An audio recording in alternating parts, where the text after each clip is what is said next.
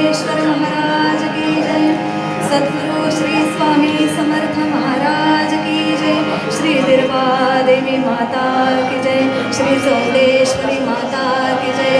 श्री योगेश्वरी माता की जय। श्री मंगलमूर्ती मोरया। ओम नमो भगवते वासुदेवाय। ओम नमो भगवते वासुदेवाय। ओम नमो भगवते वासुदेवाय।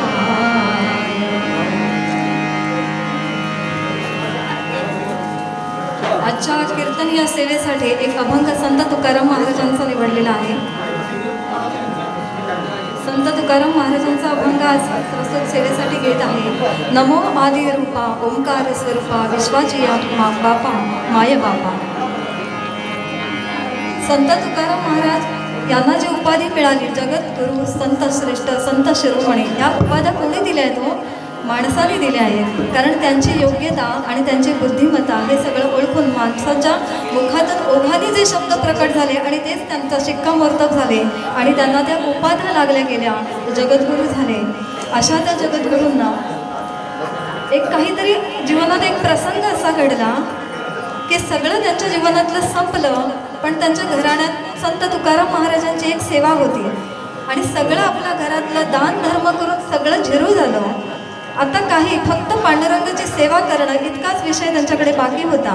अशा वेळेत त्यांनी काय केलं की ठीक आहे, आपल्याला जे जे काही लोकांना देता येणं शक्य होतं तेवढं आपण दिलं, ते सगळे रिकामे झाले आणि आता फक्त रिकाम्या वेळेत आपण भूक भूक करत राहण्यापेक्षा हरिचिंतन करण्यात आपण वेळ घालवावा, अशा विचारांना संत तुकाराम रावळात जाऊन बसतात आणि त्यावेळेला डोकं टेकून बसतात, कारण जीवात त्राण नाही आहे आणि समोर पांडुरंग दिसतोय, पण पांडुरंगाचं नाव घेण्याइतकी त्यांच्याकडे ताकद नव्हती। माझ्या वाचनात आलेली ही गोष्ट आहे।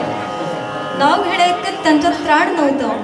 त्यांनी विचार केला की काय करावं बरं आता, फक्त नाव घेण्याचं ताकद नाही ना, म्हणजे त्या रूप बघावं तरी, म्हणून एकाग्रतेने पांडुरंगाकडे पाहत राहिले आणि जणू त्यांना असं वाटलं की पांडुरंगाला माझ्याशी काहीतरी बोलायचं आहे। यापूर्वी त्यांनी कधीच बोललेले नव्हते किंवा एकमेकांशी काही संवाद झालेला नव्हता आणि त्या क्षणाला काही झालं, मूर्ती स्वरूप असलेला पांडुरंग सगुण रूपात प्रकट झाला आणि तुकाराम महाराजांना म्हणाला, अरे तुक्या, तुझं जीवन व्यर्थ नाही आहे रे, तुझा जन्म कशासाठी झाला आहे? एक महान कार्य करण्यासाठी तुला जन्म झालेला आहे।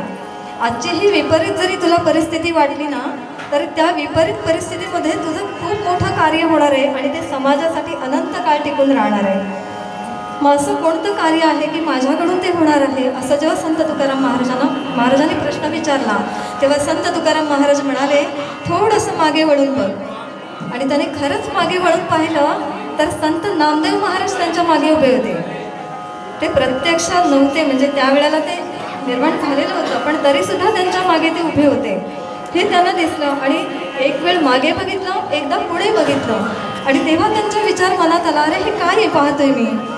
हे नामदेव आहे, तिथे पांडुरंग आहे, मी तर सामान्य तुकाराम आहे आणि एवढं दोघांनी माझं दर्शन द्यावं, असं काय माझ्याकडून कार्य करायचं आहे, करून घ्यायचं आहे? पांडुरंगा तूच सांग आता। तेव्हा पांडुरंगाने असा विचार सांगितलं की हा जो आत्ता संत बघतोयस ना मागे, संत नामदेव महाराज म्हणतात त्याला, त्या नामदेव महाराजांनी काही कोटीचा संकल्प केला आहे अभंगांचा, पण त्यांच्याकडून तो काही पूर्तता झालेली नाही आहे आणि त्याच्या पुढचं कार्य तुझ्याकडून काही स्वरूपात करायचं आहे। आणि हे जेव्हा करायचं आहे तेव्हा त्यांना प्रश्न पडला की मी आता काय लिहू? मला तर काही बुद्धिसंचय माझ्याकडे तर काही नाही आहे, माझी अल्पमती अल्पबुद्धीत मी काय वर्णन करणार हो, आणि जगाला तरी मी काय उपदेश करणार? आता पांडुरंगा, जर तुला माझ्याकडून जर काही काम करून घ्यायचं आहे ना, तर चांगली बुद्धी तूच दे आणि तूच माझ्याकडून करून घे, अशा विचार त्यांनी मांडला। आणि त्यावेळेला पांडुरंग म्हणाले, तू फक्त होय म्हण, आमचा आशीर्वाद तुला आहेच आणि तू जगद्गुरू संत श्रेष्ठ शिरोमणी संत तुकाराम महाराज म्हणून नावावर पळशील, असं संत तुकाराम महाराज म्हणाले आणि ते अदृश्य झाले मूर्ती रूपात विलीन झाले। आणि त्यावेळेला संत तुकाराम महाराजांना असं वाटलं की मी आता काय करू? त्यांनी आशीर्वाद दिला इथंपर्यंत ठीक आहे, पण निदान समोर होते, मला शंका विचारता आली असते, पण ठीक आहे देवा, आता तुझी इच्छा आहे ना, याचा अर्थ बुद्धी तूच देणार आहेस, माझ्याकडून काय होणार आहे रे? असं म्हटलं आणि त्यांनी एकाग्रतेने पांडुरंगाकडे पाहिलं आणि त्यावेळेला त्यांच्या लक्षात आलं की सगुण रूपात आपण देव पाहतो, पण सगुणाच्या पलीकडे निर्गुण निराकार असं जे काही स्वरूप आहे त्या स्वरूपाला प्राप्त करण्यासाठी सगुणाची जोड आपण घेतोय. हा विचार जेव्हा त्यांच्या मनात आला म्हणजे तर पांडुरंगाने त्याला सुचवलं असेल आणि हीच खूण त्यांनी विचारात घेतली आणि म्हटलं की पांडुरंगा, आता मला थोडासा उलगडा झाला बरं. आता काय मला बोलायचं आहे की तुझ्यात मी सगुण रूप पाहतोय, पण तुझ्या पलीकडे असलेला निर्गुण निराकार मला अनुभवायचा आहे आणि मला पहिली साध त्यालाच घालायची आहे. तेव्हाच त्यांच्या मुखातून पहिले शब्द निघाले, नमो आदि रूपा विश्वाची या रूपा.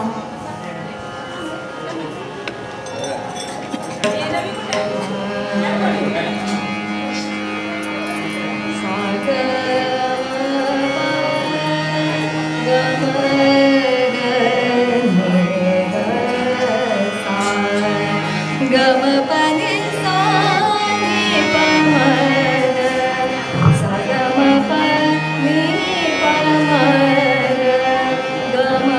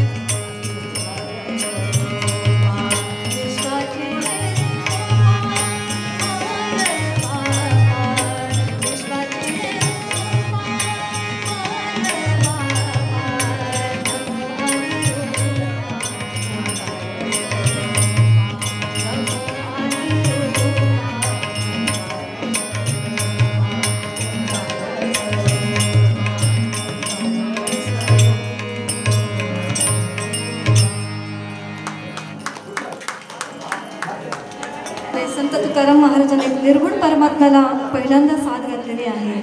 आणि त्यांनी असं म्हटलेलं आहे की अनुभव लिहत असताना जी पहिली ओवी आली ती त्यांनी लिहिली आणि पुढे जे आहे की तुझ्या सत्तेने तुझे गुण गाऊ.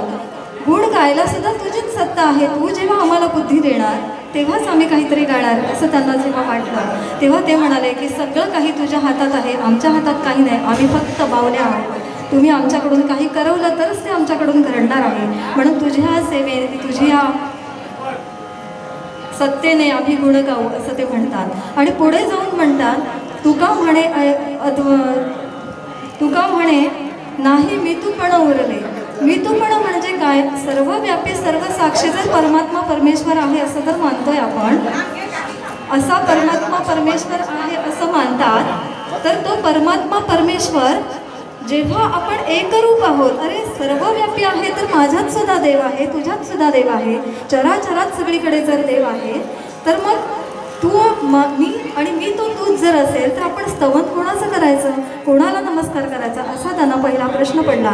आणि म्हणून त्यांनी म्हटलं आहे की तुका म्हणे मी तूपण स्तवावेचे कोणी कुणाला घे, असा या आशय या अभंगाचा आहे. आणि थोडक्यात काय, मृत्यूपणाची ही अनुभूती येण्यासाठी आपल्याला बराच काळ घालवायला लागणार आहे. कारण त्याच्या आधी पहिली पायरी कुठली असेल तर ती भक्ती असेल. आधी मुळात भक्ती म्हणजे काय, ईश्वराचं चिंतन जरी झालं ना, फक्त आठवण जरी झाली तरी ती भक्ती होऊ शकते. भक्ती करण्याचे प्रकार भरपूर आहेत. त्यापैकी सोपा मार्ग जर कुठला असेल तर नामचिंतन, हरिचिंतन. मग तो हरिचिंतन कसं जावं? अहो प्रत्यक्ष अवतारी जरी मनुष्य जन्मात जरी भगवंत आला ना तरी तो स्वतः हरी आहे असं कधी ओळख दाखवत नसतो. तर त्यातला हरी पण त्याचं देव पण आपण ओळखावं लागतं, तेवढी क्षमता आपल्यात असायला लागते. श्रीकृष्णाच्या गोष्टी तर आपण अनेकदा ऐकतो, पण अनेकदा ऐकताना आपण कधी त्या गोष्टी ऐकताना कधी तो देव आहे असा विचार करतो का हो आपण? कधीच नाही, तो बाळच आहे. अनेक युग लुटली तरी तर आपण श्रीकृष्णाला बाळकृष्णच म्हणतो. पण तो बाळकृष्ण बाळ होता का? फक्त अवतारी पुरुष होता. तो बाळ तुमच्या आमच्यासाठी होता, यशोदेसाठी होता, गोकुळासाठी होता. असा हा गोकुळात राहिलेला हा बाळकृष्ण काही ना काहीतरी संकेत देऊन आपण देवत्व आहे, आपल्याकडे कोणतरी आपण देव आहोत हे जाणून देण्याचा कधी ना कधीतरी प्रयत्न व्हायचा. पण काय व्हायचं, त्या बाळाच्या खोडकर वृत्ती असल्यामुळे कोण विश्वास ठेवणार? कसा तू देव असशील? कोणी त्याच्यावर विश्वास ठेवत नाही. पण हळूहळू त्याच्या शिंक तोडून घेणं किंवा दही दूध चोरी करणं, गावात काहीतरी खोड्या करणं, पण त्या खोड्या करणं इतपत त्याचा प्रचार झाला आजवर. पण त्या खोड्या काढण्यामध्ये सुद्धा काहीतरी लीला होती, कोणाकडनं तरी काहीतरी मिळवायचं होतं, कोणाचा तरी पुण्यसंचय वाढवायचा होता असाही उल्लेख ग्रंथांमध्ये सापडतो. कारण त्यांच्याकडून तेवढं दही दूध घेतलं गेलं ना तर त्यांच्याकडनं पापकर्म काहीतरी बाजूला होऊन त्याच्यातून त्यांना पुण्यसंचय मिळणार होता. हा त्यामागचा हेतू होता. पण कृष्ण समजायला इतकं आपली सामान्य बुद्धी कमी पडते की आम्हाला कृष्ण म्हणजे तो खोडकर, एक तर चोऱ्या करणारा, आणि गवळणी गाताना सुद्धा आपण त्या खोडकर वृत्तीच्याच गवळणी गातो. एकदा काय झालं, यशोदा माता सुद्धा आपल्या मुलाला भगवंत आहे, अवतारी आहे कधी मानतच नव्हतं. खूप जणांनी तिला सांगितलं तुझा कृष्ण बाळकृष्ण देवच आहे बरं. गावातले लोक सुद्धा सांगत होते, त्या गोपिका तर त्यांच्या प्रेमातच पडत होते त्या बाळाच्या. पण कृष्ण आहे तो देव स्वरूप आहे, यशोदा मानायलाच तयार नाही. का मानायला तयार नाही? जेव्हा तेव्हा बघावं तर गावातले लोक फक्त तक्रारी घेऊन येतात. तक्रारी जर ज्या व्यक्तीच्या येत असतील तर तो देव कसा असेल? तो सामान्य मुलगाच असेल, तुम्हाला देव वगैरे वाटत असेल, माझ्यासाठी तो बाळकृष्णच आहे, अशी उलटती दटावत असायची बाकीच्या लोकांना. पण हे लक्षात घ्या की काही लोकांना तो देव आहे हे समजलेलं होतं. आणि गोपिका मुद्दाम पण काहीतरी खोड्या सांगण्याच्या निमित्तानं त्याच्या घरी येत होत्या की चोरून का होईना, खोड्या सांगण्याच्या निमित्तानं का होईना, पण त्याचं बाळाचं दर्शन तरी आपल्याला होईल आणि दर्शनाचं पुण्य आपल्याला लाभेल, हा त्यामागचा हेतू होता. आणि एक वेळेला काय झालं, ह्यासारख्या खोड्या वैतागली ती यशोदा की काय करावं, सततच्या खोड्या. आणि एकदा ती ताक करायला गेली तर लगेच आला हा बाळकृष्ण, लगेच तो ताक घुसळून हात, तेव्हा सुद्धा ती गवळण यशोदा म्हणाले अरे अरे अरे काय करतोय श्री, मी आता ताक करते.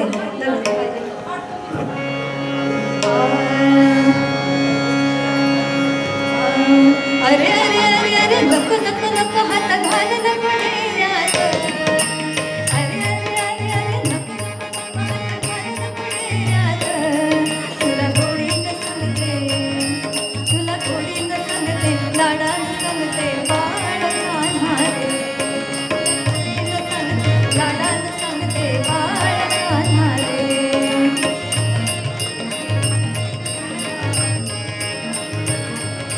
बांधील रे उखळाला दोरी बांधील रे पायाला तुला बांधील रे उखळाला. अरे दोरी बांधली तुझ्या पायाला उखळाला बांधली पण तू काय केलंस ते सुद्धा घरघर ओढत आणलं.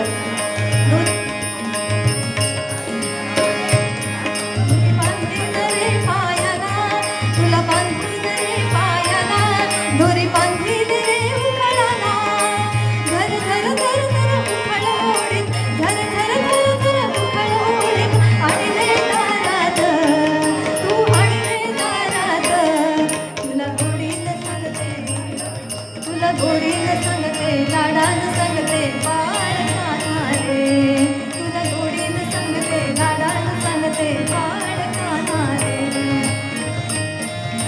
तर घोडा एवढ्याच नाही तर गावातल्या तरुण तरुणी मुली आणि हा तर बाळ आहे त्याच्या सगळेच प्रेमात पडले आणि ही गोष्ट यशोदेला खटकते. अनयाची गवळण राधा तिला थाली रे तुझी माथा अनयाची गवळण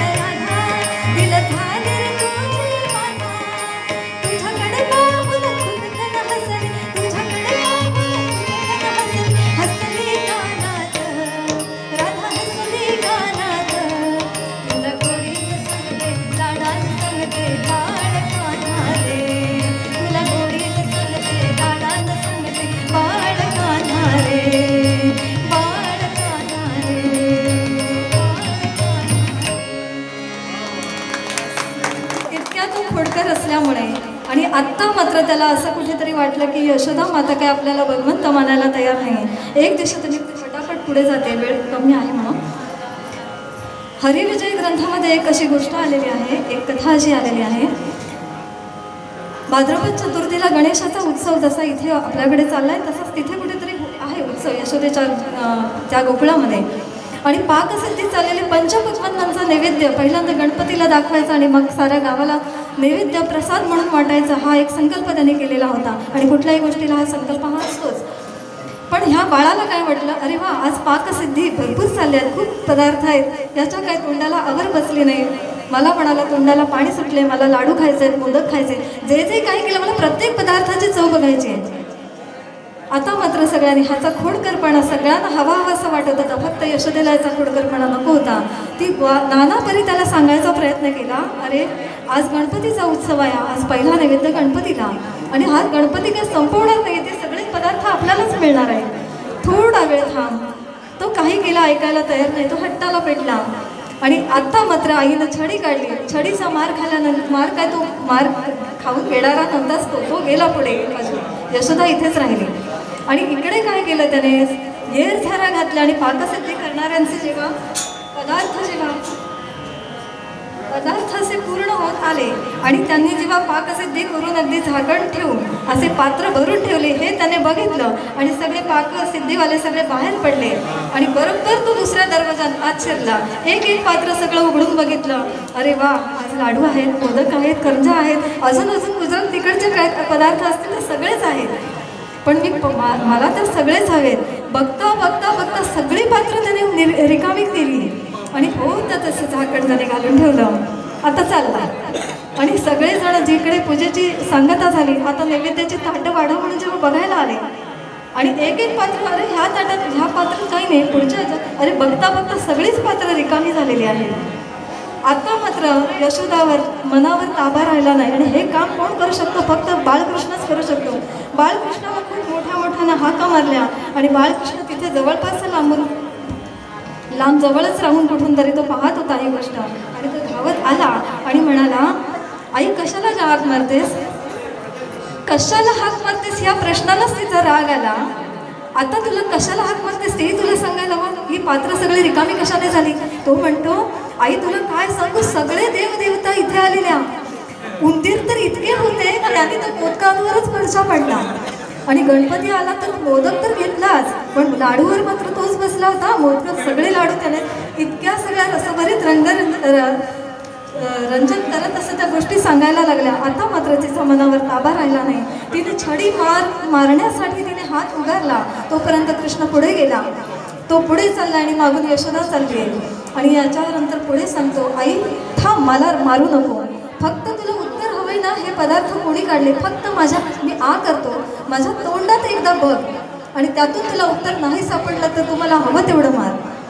आणि तो आ करतो आणि आ केल्यानंतर यशोदेच्या हातातली जी छडी असते ती गळून पडते आणि आ वाचून त्याच्याकडे बघत राहते. अरे मी पाहते ते दृश्य आहे का, मला भास होतोय का मी स्वप्नात आहे. कारण काय, त्याच्या मुखामध्ये साऱ्या ब्रह्मांडाचं दर्शन झालं. सगळे ब्रह्मांड, सगळे देवदेवतांचा विश्वास त्याचा अनुभवायला मिळाला. आणि ही काही अनुभूती सामान्य नव्हती आणि ती फक्त अनुभूती यशोदेला मातेलाच दिली होती. आणि हे सगळं बघता बघता ती फक्त बघत राहिली. त्यावेळेला गणपतीलाच त्याने सांगितलं, माते तुझे नैवेद्य जे काय तू मनापासून केलं तेच ना सगळे आमच्यापर्यंत पोहोचले, त्याची तू चिंता करू नको. कारण का, तू जरी ह्या मुलाला बाळ म्हणत असलास ना तर आमचा आदी नारायण तू आहे आणि आमची सगळी सूत्र त्याच्यामुळे हलत असतात. त्याने आम्हाला बोलवलं म्हणून आम्ही इथे नैवेद्य तू देण्याच्या आधी आम्ही स्वीकारायला आलो. यावरून विचार करा. गोष्टीचं तात्पर्य आपण एवढंच घ्यायचं आहे, हरी आहे, गणपती आहे का कोण आहे, कोणी असू देत, तुम्हाला जे जे कुठले देव आवडतात त्यांचं स्मरण करा, चिंतन करा आणि कुठल्याही देवतेचं नामस्मरण केलं तरी एकाच ठिकाणी ते जाणार आहे. म्हणून सुभाषितांनी सुद्धा एका ठिकाणी म्हटलं आहे, आकाशात पतितं तोयं यथा गच्छति सागरं सर्वदेव नमस्कारः केशवं प्रति गच्छति. कुठल्याही देवतेचं जरी नाव घेतलं ना, जसं आकाशातून पडलेलं पाणी वेगवेगळे रूप, नाला असेल, ओढा असेल, उंबळ असेल, पण वाहणारे पाणी शेवटी समुद्रालाच जातं. तसं कुठल्याही देवतेचं, तुम्हाला आवडत असलेल्या देवतेचं नाव घेतलात ना तर जिथे नाव पोचायला पाहिजे तिथेच ते पोचणार आहे. आणि म्हणूनच आपण नेहमी भजन सुद्धा गातो, हरे म्हणा तुम्ही गोविंद म्हणा गोपाळ म्हणा.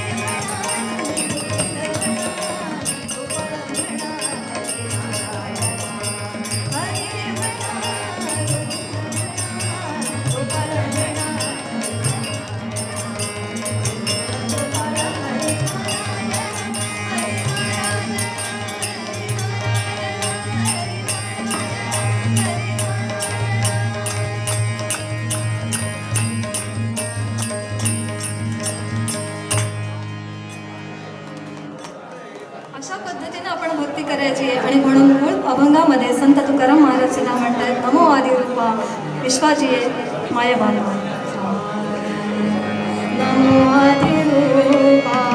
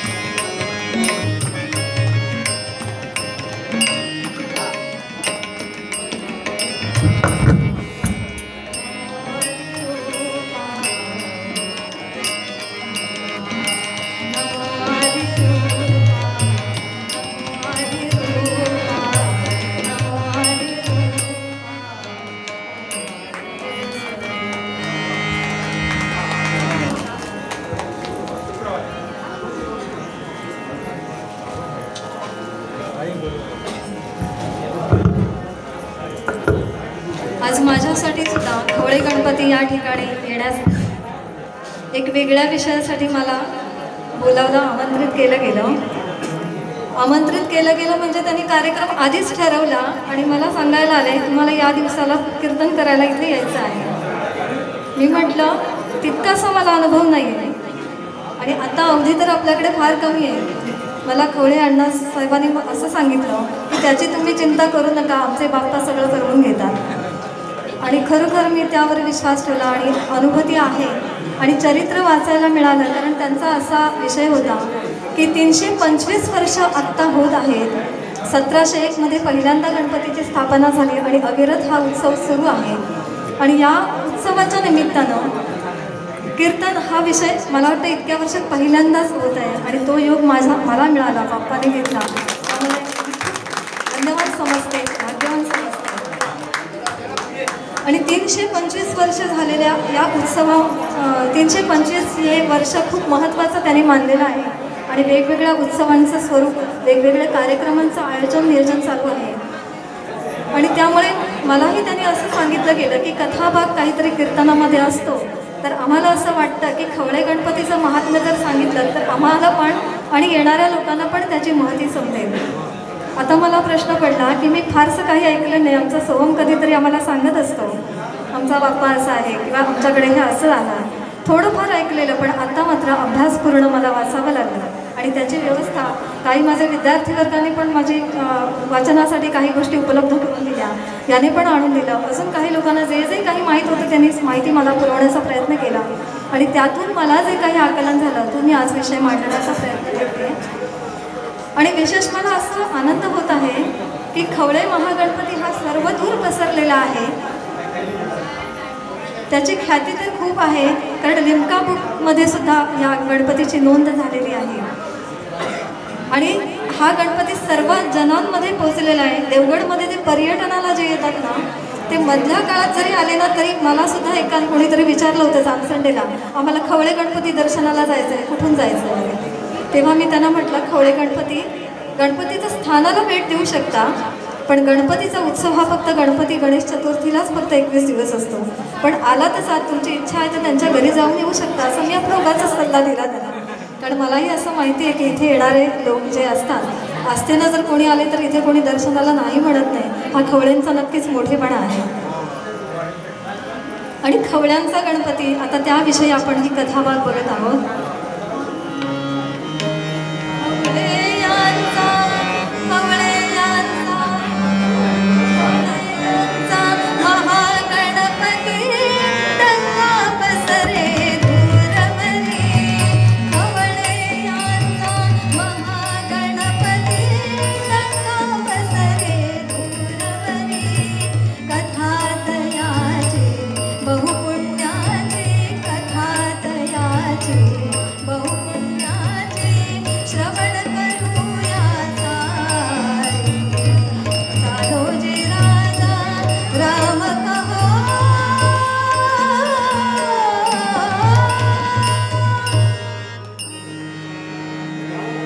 सर्वदूर डंका पसरलेला असा गणपतीची स्थापना झाली कशी, कोणी केली, कोणामार्फत हा उत्सव सुरू झाला, तर मला असं तर त्याबद्दल आता एक कथा आपण बघूया. 1685च्या दरम्यान इकडे कुठेतरी ते असेल. हे खवळे यांचे पूर्वज सगळे गोव्यातले. गोवा मारदोळ गाव, मला जे काही वाचन मिळालं त्यात एक असा उल्लेख मिळाला मारदोळ गावात ते होते. पण तिथे डच, पोर्तुगीज यांचा सततचा जाच आणि त्या त्रासाला जाचाला कंटाळून त्यांना वाटलं की कशाला आपलं गाव म्हणत राहायचं, सोडायचं आणि जावं कुठेतरी. आणि मिळेल त्या दिशेने ते वाट सुटले. केवळ एखादंच कुटुंब नाही तर त्या गावात त्या परिसरात असलेले अनेक जण तिथे हातात जे काही त्यांच्याकडे साहित्य होते ते घेऊन निघाले. आणि निघाले ते या दिशेने आले, त्यांना दिशाही कदाचित माहिती नसेल. आणि ते मालवण तालुक्यातले मालोडी या ठिकाणी आले. पूर्वीचे ते मालोडी ते जेव्हा आले तेव्हा, आणि आत्ता त्याचा उल्लेख मला वाटतं बेलाची वाडी असा आहे, मला वाचनामध्ये मिळाला तो उल्लेख सांगितला. तर मालोडीला आले आणि तिथे काही दिवस त्यांनी म्हटलं की ही जागा जरा बरी वाटते आपल्याला, इथे रानवन आहे, तिथे काहीतरी कंदमुळं मिळतील, अजून काहीतरी मिळेल. आणि दुसरं म्हणजे इथे शेतीभाती जमीन साधी दिसते, म्हणजे शेती वगैरे करून आपला चरितार्थ चालवू शकतो. असा विचार करून ही काही कुटुंबांनी त्या मालोडी या गावात राहायचा विचार केला. काही दिवस गेले आणि आपल्याला इथून कोणी हाकलणार नाही आहे, कोणी जा म्हणणार नाही याची जेव्हा खात्री झाली तेव्हा त्यांनी आपल्या मूळ दैवत, आपले आराध्य दैवत आपल्याजवळ असावे म्हणून आहे ते गाव आपलं आहे समजून तिथे देवी सातेरी ही त्यांची कुलदेवता खवळे यांची, म्हणजे खवळे मी आत्ता म्हणेन, कळेल नंतर कधी, पण त्यांचे पूर्वजांची, आणि सातेरी देवी आणि दुसरा नारोबा देव विष्णू म्हणजे, आणि नारोबा देवात एक गणपती, अशा देवतांची स्थापना त्यांनी मालोडी या गावात केली. आणि मालोडी गावाला स्थापना केल्याने रोज त्यांची पूजा अर्चा चालू राहिली आणि सतत देवाचा आशीर्वाद घ्यायचा आणि नित्यकर्माला लागायचा हा त्यांचा क्रम होता. आणि काही दिवस गेल्यानंतर कोणाच्या तरी एकाच्या लक्षात आलं, अरे आपण दर्यावर दिलो, समुद्रावरची सगळीच कला आपल्याला माहिती आहे, इथे रानावानात आणि शेतात राहून आपल्याला कलेचा तर काय उपयोग होणार आहे. इकडे म्हणतात शिवाजी महाराजांचा आरमार आहे, त्याच्या आरमारात जर दाखल झालो तर देशकार्याला सुद्धा आम्ही कामाला येऊ शकतो. आणि दर्यावरती म्हटलं तर समुद्रावरच्या सगळ्याच गोष्टी आपल्याला माहिती आहेत, म्हणजे त्यात काही आपल्याला नव्यानं शिकावं तर नाही लागणार आहे. हा विचार करून त्यांनी असा विचार केला की आपला चरितार्थ नुसत्या शेतीवर तर होणाऱ्यातला नाही आहे, तर आपण पुढे जाऊया आणि समुद्र सान्निध्यात जर आपल्याला कुठे राहायला मिळालं, आरमारात दाखल होता आलं तर तसं काही विचार करूया. म्हणून त्यांनी काशा गुंडाळला, त्यांच्याकडे जे जे काही होतं ते घेतलं आणि पुढे सरसावले. पुढे आले आणि ह्या जमावातला एक भेसाजी नावाचा व्यक्ती, त्या भेसाजा नावाच्या व्यक्तीने काय केलं की आपण इथंपर्यंत जेव्हा या समुद्र तटापासून आला ना तेव्हा असं त्यांच्या लक्षात आलं की इथे आरमारांच्या भरती आहेत. असे जर कसं एखाद्याच्या असेल ना तर आरमारात भरती करून घेतात. त्यांनी कुठेतरी कोणाशी तरी ओळख करून घेतली आणि पोहोचले सुद्धा. आणि त्यांनी आरमारात त्यांच्याकडे कला, गुण, कौशल्य, हुशारी हे सगळं पाहून त्यांना लगेचच घेतलं आणि सांगितलं त्यांना की आजपासून तुम्ही आरमारी जमावामध्ये सामील व्हा. आणि लगेचच त्यांना 2 दिवसानंतर कार्यभार त्यांच्यावर सोपवला गेला. आणि त्यांना आनंद झाला की आपल्याला एक आरमारी ही नोकरी होती, काहीतरी शेती व्यतिरिक्त उपजीविका चालण्यासाठी अर्थार्जन होणार होतं. हा एक समाधानाची गोष्ट होती. आणि दुसऱ्या आपल्या कलागुणांचा देशकार्यासाठी सुद्धा आपल्याला उपयोग होता. म्हणजे इथे राष्ट्रभक्ती, कर्तव्यनिष्ठा आणि आपली कर्तृत्व क्षमता या सगळ्या गोष्टी त्यांच्याकडे एकवटलेल्या होत्या.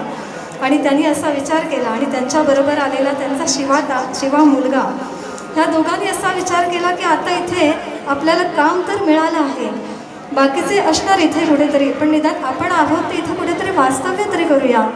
मग त्यांनी समुद्र तटापासून शोधलं आणि शोधल्यावर त्यांच्या लक्षात आलं की हा मुंबरी जो परिसर आहे ना, हा जर आपण ठिकाण म्हणून जर घेतला तर एक मध्यवर्ती ठिकाण आपल्याला होईल. कारण का तर समुद्रावर गस्ती घालण्याचा जो काही प्रकार होता तो वेंगुर्ले ते विजयदुर्ग एवढी मोठी गस्ती होती. आणि त्या गस्तीमध्ये कुठेतरी आपला एखादा ठिकाणा असावा, कधी वाटलं समुद्राच्या बाहेर येऊन पकडावं, कुठेतरी थांबावं. आणि म्हणून त्यांनी हा तारामुंबरी हा ठिकाण निवडलेलं होतं. आणि इथे आले आणि नंतर त्यांनी म्हटलं की आता इथे आलोच तर स्वतःचं एक छोटंसं घर असावं, म्हणून त्यांनी घराची निर्मिती केली. आणि घराची निर्मिती केली. हे भेसाजी हे सगळे राहू लागले. पुढे त्यांची लग्न कार्य झाली, म्हणजे काही काळ लोटला आणि सगळं काही छान झालं. आणि एक दिवस भेसाजी हे देहावसान झालं, त्यांचं निधन झालं. पण शिवा मात्र वडिलांच्या पावलावर पाऊल ठेवून कर्तव्यनिष्ठतेत तत्पर असलेला, आरमारात सक्रियतेनं भाग घेतलेला. आणि आरमारी युद्ध करायचा प्रसंग जरी आला ना तरी कुठल्याही प्रसंगाला सामोरं जाण्याचं त्यांचं एक सामर्थ्य होतं. आणि ह्याच सामर्थ्याची दखल कान्होजी अंग्रोजींनी सुद्धा घेतलेली होती. आणि त्यासाठी सुद्धा त्यांना एक अभयपत्रसुद्धा दिलेलं होतं. आणि ते शिवा तांडेल हे सरदार झाले. आधी तांडेल झाले, पुढे सरदार झाले आणि पुढे त्याच्यानं पुढे जाऊन ते सरदेशमुखी म्हणतात त्याला, महसूल वगैरे वसूल करू शकता इतकी योग्यता पात्र असलेली व्यक्ती म्हणून एक नोंद करण्यात आली. आणि सगळं त्यांचं छान झालं आणि शिवाही आनंदात देशकार्य करत होता. पण कुठल्याही सुखाला दुःख हे असतंच, कुठलंही सुख नसतंच.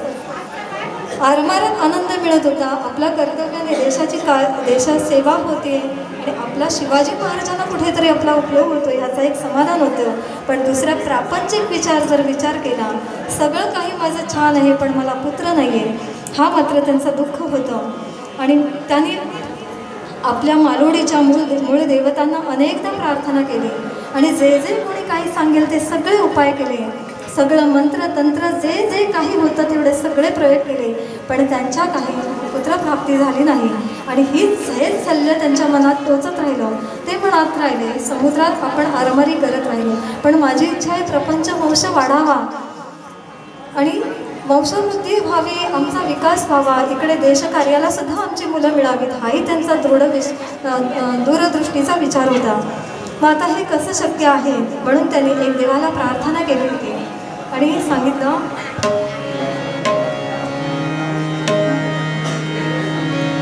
मंत्रतंत्र यंत्राने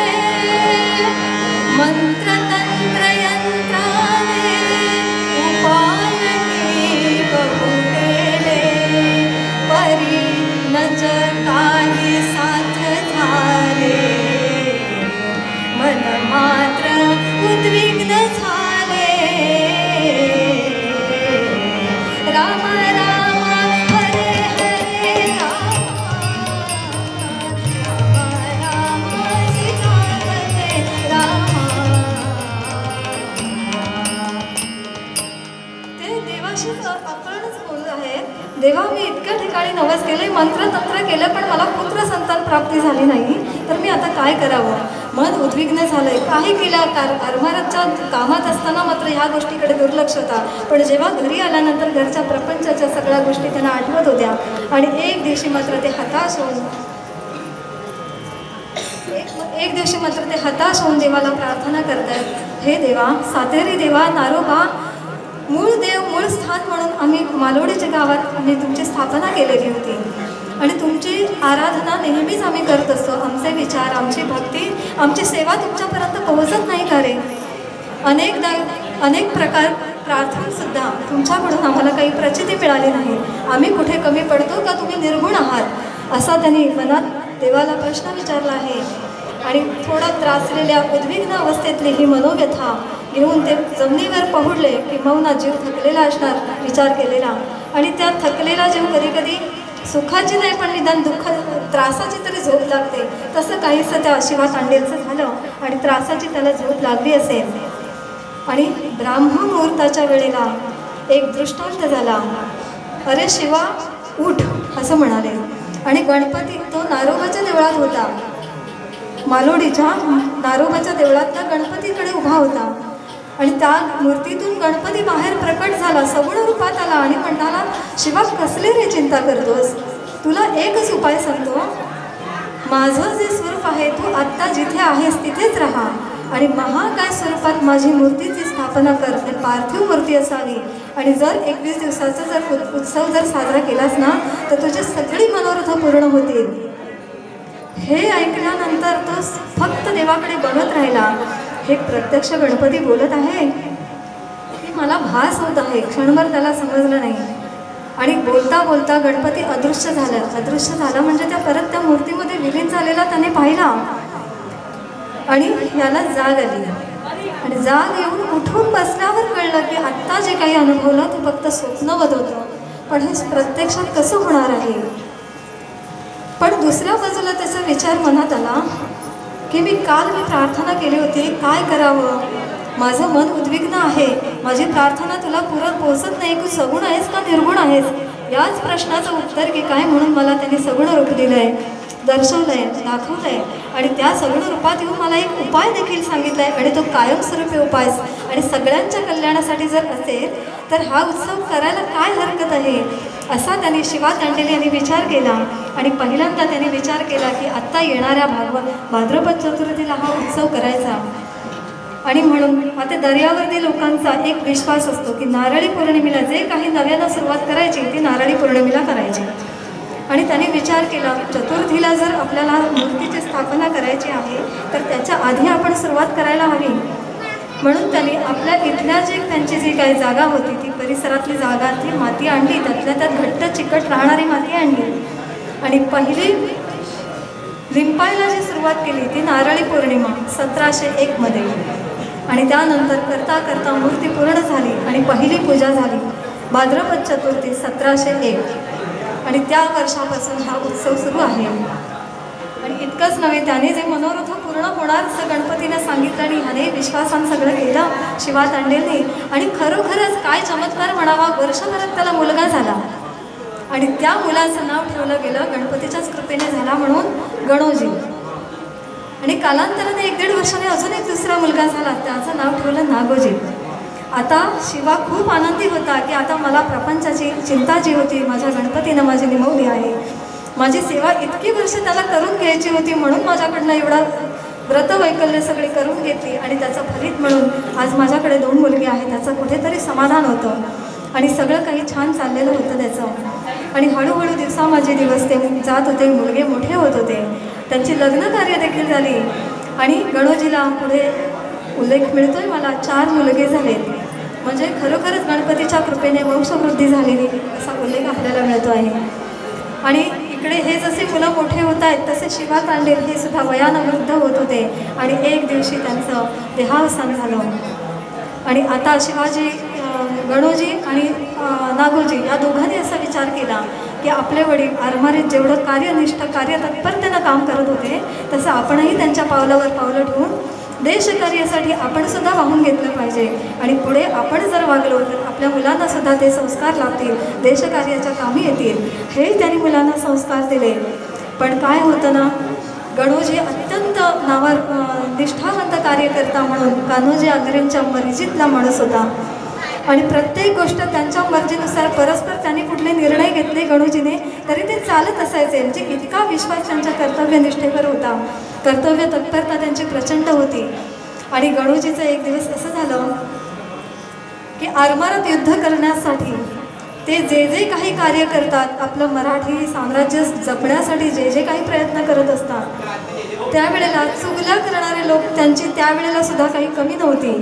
कोणीतरी इंग्रजांच्या लोकांना त्यांना कळवलं की ह्यांनी आरमारातलं साहित्य कुठे ठेवलं आहे, ते आरमार युद्ध करण्यासाठी बोटीवर आज किती जण असणार या सगळ्याची माहिती त्यांना दिली गेली. आणि नेमकी ही इंग्रजांनी संधी साधली आणि त्यांच्यावर आक्रमण केलं आणि रात्रीच्या वेळी त्यांचं आक्रमण केलं आणि त्यावेळी त्यांना प्रतिकार काही करता आला नाही. आणि त्या बोटीवर 2 व्यक्ती होत्या, एक विजयदुर्गातले धुळप आणि इथले हे गणोजी मुंबरकर म्हणूया. त्यांचा 2 नावांचा उल्लेख मग असे राहून गेला, मालवणकर आणि मुंबरकर. पण मालवणकर हा आपण आधी म्हणूया. गणोजी मालवणकर हा पकडला गेला आणि त्याच्याबरोबर जमिनीवरचा युद्धाचा प्रसंग आला तर ते धुळप तोंड देत असायचे आणि समुद्रावर युद्धाचा प्रसंग आला तर गणोजी तोंड देत असायचे.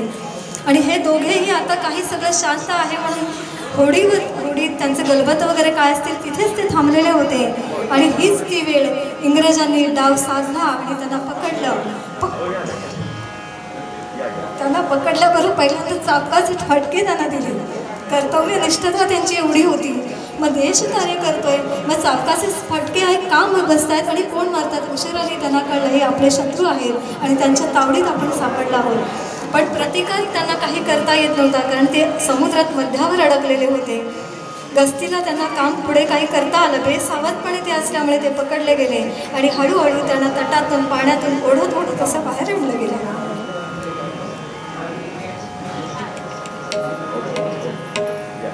अतिशय त्यांचे छळ झाले आणि त्यांना छळ एवढे झालेच असं नाही, दिवस उजाडला तरी त्यांना येता जाता मार देत आले. आणि मार देता देता त्यांना खारेपटण इथे न्यायालय होतं, त्या न्यायालयात त्यांना हजर करण्यात आलं. त्यांना बांधून नेलं. बरं बांधून द्यावं तर सुखानं चालता येत ना, तर ते सुद्धा नाही, त्याने छळ करत त्यांच्यापर्यंत आणि तिथे गेल्यानंतर दुःख सहन होत नव्हतं. प्रतिकार आमच्याकडनं तर काही चूक झालेली नसताना देखील आपल्याला इतका त्रास होतोय. पण मन कुठेतरी एक सांगत होतं आपण त्रास सहन करायचा, हीच आपली देशसेवा आहे, कर्तव्यनिष्ठा आहे. आमच्या वडिलांनी सुद्धा हेच केलं आहे, त्यामुळे आता हार मानायची नाही, आता फक्त सहन करायचं आणि येणाऱ्या प्रसंगाला तोंड द्यायचं.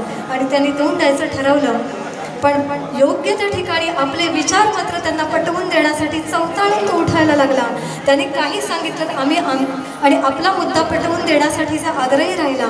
आणि त्याच वेळेला अधिकाऱ्याने अरे एक खवळ्या असं अनावराधाने त्याला म्हटलं, रागानं क्रोधानं म्हटलं खवळ्या. आणि खवळ्या म्हटलं म्हणून ह्यानाही आणखीन राग आला. मला खवळ्या म्हणतोस म्हणजे काय? आमची काही चूक नसतात, आमचं राज्य आहे, तुम्ही परकीय आहात आणि तुम्ही परकीय लोकांना जाऊन, मराठी लोक असतात तुम्ही परकीयांना जाऊन मिळालेले आहात. ते सत्तेसाठी त्यांच्याशी भांडत राहिले आणि म्हणून त्यांना आणखीन त्रास व्हायला लागला. ते त्रास सहन केला आणि तिथे त्यांचं नामकरण केलं गेलं. अरे ह्याला हा गणोजी मालवणकर कसला, हा गणोजी खवळे आहे, खवळे. आणि तेव्हा त्यांनी म्हटलं ठीक आहे, मी देशासाठी जर मी एक सत्तानिष्ठा, माझं कर्तव्यनिष्ठा सिद्ध करायला मला जर तुम्ही खवळे म्हणत असाल ना, तर मी आनंदाने खवळे नाव स्वीकारेन. आणि ते हे खवळे आणि त्याच खवळ्यांपासून हे आज जे काय मुरमणे गाव आपण बघतो आहोत तेच हे खवळे आहेत आणि त्याच हे खवळ्यांचे हे वंशज आहेत. आणि आता पुढे आपण जाऊन म्हणतो खवळे आता ह्यांनी इथेच काही शिक्षा दिली असं नाही, तर पुढे त्यांना सांगितलं की आता ह्यांनी आमच्या विरोधात काहीतरी कुभांड रचलं आहे असं इंग्रजांना वाटतंय. खरं तर कुभांड रचला गेला इंग्रजांनी आपल्या विरोधात होतं, पण ह्यांना दोषी ठरवलं गेलं आणि 6 महिन्याची कडक कारावासाची शिक्षा त्यांना ठोठावली गेली. आणि ते सुद्धा पायी प्रवास करत करत त्यांना कल्याणपर्यंत कारावासात त्यांना नेण्यात आलं. आणि तिथे गेल्यानंतर जाताना हे दोघे पकडलेले असले तरी एकमेकांच्यात संवाद होतात. कार्यनिष्ठा आणि देशनिष्ठा आपण सोडायची नाही, देशासाठी आपण वाटेल ते करू, प्राण गेला तरी चालेल, पण यांच्यासमोर नतमस्तक व्हायचं नाही असं एकमेकांच्यात त्यांनी ठरवलं. आणि मिळेल त्या प्रसंगाला, येईल त्या प्रसंगाला आपण तोंड द्यायचं हे त्यांनी ठरवलं. आणि खरोखर त्यांनी इतके मार खाल्ले की ते मार बघताना वाचताना सुद्धा मला असं वाटलं की अरे कशाला एवढे, एक तर पकडलेले आहेत, सोडावं, बंद करून ठेवावं. पण इंग्रज काही वृत्तीच अशी असते ना, राक्षसी वृत्ती म्हणता येईल अशा लोकांना. ते बंद बांधलेले असताना सुद्धा त्यांना असुरी आनंद घेणारे हे लोक, त्यांनी खूप अतोनात छळ केला आणि दिवसेंदिवस या दोघांची प्रकृती खूप खालावत चालली. आता करावं काय, देशासाठी आपण करतोय पण आता आपल्याला काहीच करता येत नाही आहे. आणि त्यावेळेला मात्र आता हा हताश झालेला गणोजी एकदा गणपतीची आठवण करतोय आणि म्हणतो, गणपती देवा, आजवर आमच्या पूर्वजांनी जे काही तुझी आराधना केली इथवर आणलंस, आम्हाला कार्य करायला दिलंस, आमचा विकास झाला, पण आत्ता मी देशकार्यासाठी देशसेवेसाठी लढतोय, पण मला एवढे अतोनात छळ का रे होत आहेत.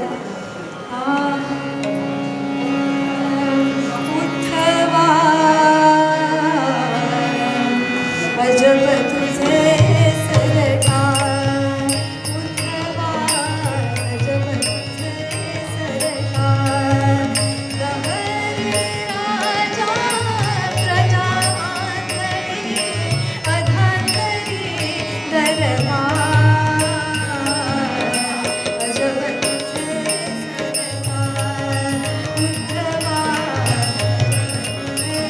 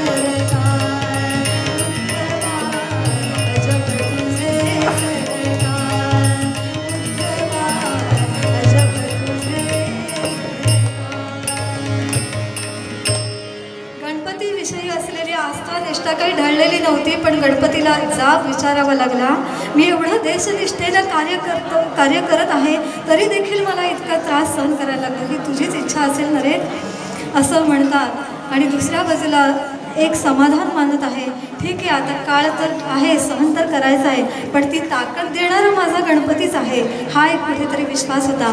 आणि नक्की ही 6 महिन्याची शिक्षा बघून मी गावाला परत जाईन आणि माझ्या गणपतीच्या उत्सवात मी रममाण होईन, हा विचार त्यांनी त्यावेळेला केला. आणि ते शांत राहण्याचा प्रयत्न केला. हळूहळू काळ लोटला. धुळप आणि हे गणूजी खवळे ह्या दोघांनीही त्रास सहन करत करत 6 महिन्यांचा काळ संपवला. आणि आता 2 दिवसांनी आपण बाहेर पडणार, शिक्षा संपत आली, 2 दिवस राहिले आणि 2 दिवसानंतर आपण काय रे करूया असं दोघं जण एकमेकांशी जेव्हा चर्चा करतात तेव्हा धुळप असं म्हणाले, माझा तर जीव थकला आहे, माझ्यात आता काही प्राण राहिला नाही, मी गावाकडे चालत जाणार, त्यापेक्षा मला जगायचं 4-2 दिवस काय राहतील ते मी इथेच कुठेतरी वास्तव्य करेन आणि काहीतरी करेन आणि इथेच राहीन. पण गणूजी मात्र सांगतायत नाही, मला मात्र माझ्या मुला माणसात जायला हवं. आणि दुसरं म्हणजे माझा गणपती उत्सव आहे ना, मी हयात असेपर्यंत मला गणपतीचा उत्सव मला चुकवता येणार नाही. त्यामुळे मला गणपतीच्या उत्सवाच्या ओढीनं का होईना, पण मला जसं जमेल तसं मी गावाकडे जाणार. तू राहा इथे, पण मी माझ्या गावाला जाणार, असं त्यांनी दोघांनी ठरवलं. 2 दिवस पूर्ण झाले, सुटका झाली त्यांची. दोघेही बाहेर पडले आणि दोघेही 2 दिशेला वेगवेगळे बाहेर पडले. आणि धुळप हे तिथेच राहिले. गणूजी मात्र रस्ता शोधत आपल्या मार्गस्थ होण्याचा प्रयत्न केला. दर मजल करता करता अलिबागपर्यंत आले. आणि आता मात्र त्यांचा जीव एवढा थकला, कारण अन्नपाण्याचा कण काही नाही आणि पुष्कळ मैल चालत प्रवास करायचा आहे. बरं, आपल्याकडे पाण्याची सुद्धा काही व्यवस्था नाही आहे. मग कुठे वस्ती दिसते का, तिथे आपल्याला तळं मिळेल, कुठेतरी पाणी मिळेल, कोणीतरी आपल्याला पाणी तरी देऊ करेल. असं करता करता थोडं पाऊल टाकत पुढे आले.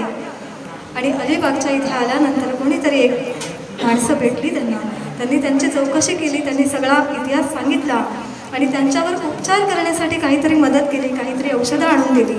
आणि 2-4 दिवसानंतर थोडं त्यांना बरं वाटलं आणि वाटलं की आता मी चालू शकणार आहे, काही अंतर का होईना, आता मला इथं प्रस्थान केलं पाहिजे.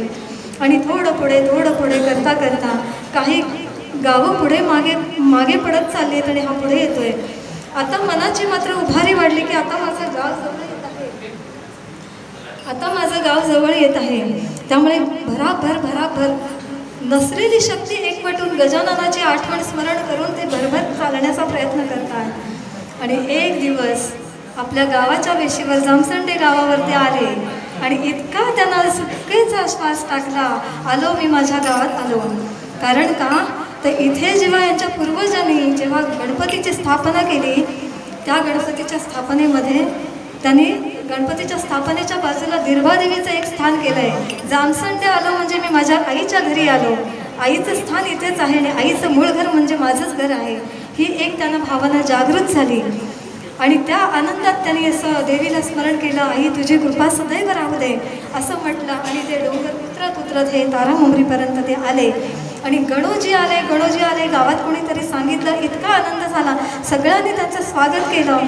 सगळ्या घरातले सुद्धा सुना असतील, मुलं असतील, अजून कोणी असतील, या सगळ्यांनी त्यांचं स्वागत केलं. आणि गावातल्या लोकांनी देखील त्यांचं स्वागताला गर्दी केली. कारण का फार मोठे कष्ट करून ते इतक्या कारावासाची शिक्षा भोगून सुखरूपपणे घरी आलेले आहेत. आणि ही सुखरूप आणण्याची कृपा कोणाची असेल तरी आपल्या गणपती बाप्पाची आहे, दिर्भादेवीची आहे, हा एक विश्वास होता. आणि ह्या देवतांनी त्यांना सुखरूप इथपर्यंत आलं म्हणून आपण एकत्र आलो, हा त्यांना खूप आनंद झालेला.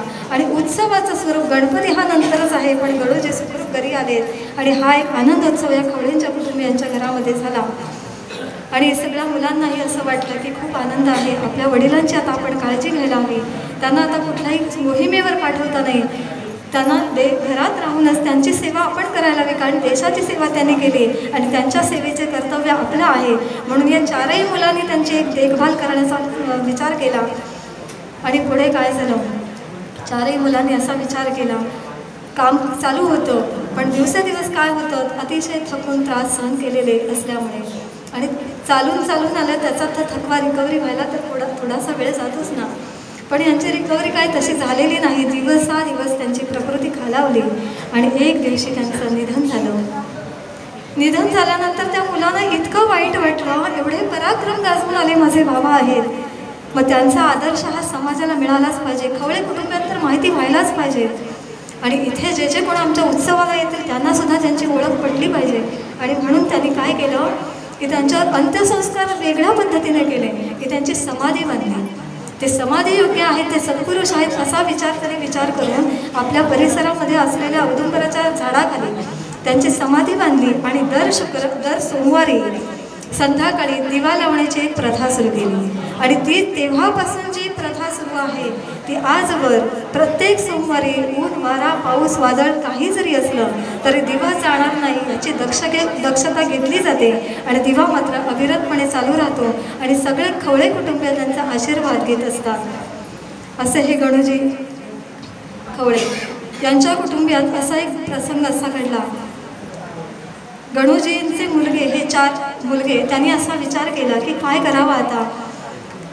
तर सगळ्यांनी एक समजोत्याने वेगळेचार करायचा विचार केला. पण त्यातला जो एक अनंत नावाचा मुलगा होता त्याने आपल्याकडे ही गोष्ट घेतली की देवकार्य जर असेल ना तर ते सगळं माझ्यावर सोडा आणि ती जबाबदारी मी घेईन, माझ्या पद्धतीनं करेन. आणि ते 4ही भावाने एकमताने विचार केलेला असल्यामुळे 4ही जणांनी असं सांगितलं की ठीक आहे, उत्सवाचं स्वरूप आपण आणायचंच आहे. जे आजवर आपल्या शिवात आणलेल्यापासून आपल्या वडिलांपर्यंत जो काय उत्सवाचा पगडा घातला आहे तो आपण अविरतपणे चालू ठेवावा. पण त्याच्यासाठी एक विचार करूया की 4 जणे आपण वेगळे जरी असलो ना तरी आपण ही गारुडी भूमी आहे. गारुडी भूमी म्हणजे एक उल्लेख करायचा राहून गेला मगाशी. पूर्वज इथे जे येण्यापूर्वी इथे खवळे येण्याच्या वास्तव्याच्या आधी मुस्लिमांची राजवट होती. मुस्लिम एक मांत्रिक कोणीतरी होता, त्यांची इथे स्मशानभूमी कुठेतरी होती. पण ही स्मशानभूमी तिचं शुद्धीकरण त्या एका मुस्लिम मांत्रिकानंच केलं होतं आणि त्यामुळे ही जागा आधीच शुद्ध केलेली होती. पण शुद्ध केलेली असून सुद्धा आपल्याला पुढे त्रास झाला तर हा हिंदूंच्या मनात तर विचार येत होता आणि काही वेळाला थोडा गणूजीला त्रास झालाही. गाव सोडून जाण्याचाही विचार होत होता. कारण एक असा प्रसंग घडला होता की नागोजी त्यांचा भाऊ तो घर सोडून निघून गेलेला होता आणि ते दुःख सहन झालं नाही. हे गाव सोडून निघाले होते. पण देवीनं काही परवानगी दिली नाही आणि देवीच्या अवसरानं मात्र एक काहीतरी वास्तू निर्माण करायला सांगितली होती. एक वस्तू देतो ती ह्या भूमीच्या पायात गाडून ठेव आणि त्याच्यावर नवीन वास्तू निर्माण कर. आणि ती वास्तू निर्माण केलेली ती हीच वास्तू आहे. एका ठिकाणी गणपती आहे तर दुसरीकडे दिर्बादेवीचं स्थान आहे. की त्यावेळेला अवसराने दाखवून दिलेले सांगून दिलेले ते हे स्थान आहे आणि त्या स्थानावर हा उत्सव आजही चालू आहे. म्हणून त्या 4 मुलांनी काय केलं की समजोत्यानेच आपण वेगळे राहत आहोत. तर उत्सवाच्या वेळेत मात्र आपण एकमेकांकडे बोललं पाहिजे, झालं पाहिजे आणि एकत्रित उत्सव आपण साजरा करूया. आणि सगळ्यांनी ह्या अटी लिहून काढल्या. अनंताने देवकार्य स्वीकारलं. सगळ्यांनी सांगितलं की आपण एकमेकांना सहकार्य करायचं आणि अनंताला असं सांगितलं गेलं की देवकार्यामध्ये जर कोणी स्वतःहून काही मदत केली तर घ्या, पण कोणाकडे काही मागू नका. आपल्याला जेवढं जमेल, जेवढं शक्य होईल तेवढ्या आपल्या ऐपतीप्रमाणे उत्सव साजरा करू. पण त्यावेळेच्या उत्सवाचं रूप पाहता आज केवढा पराकोटीला उत्सवाचं स्वरूप गेलं आहे. ही सगळी गजाननाचीच कृपा आहे.